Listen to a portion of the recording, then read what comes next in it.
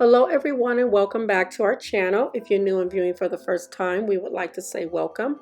We would love for you to be part of the Elegance family. We would love for you to hit that subscribe button to your right and make sure to turn on your post notification so that you would be notified every time we post a new video. As you already know, this is Breast Cancer Awareness Month. And for those who don't know, my mom lost her sister last year and I lost my aunt. So we are making this ornament in remembrance of her. And if you have lost a loved one, or maybe you are a survivor of breast cancer, this would be a good project to make. And if you think you may be interested in making this project, just continue to keep watching.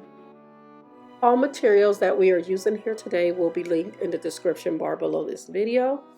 We are like 2 weeks into this month, but we will be doing a lot of breast cancer awareness projects. This ornament will hang on our Christmas tree this year. We will also be gifting 4 ornaments to her children this year.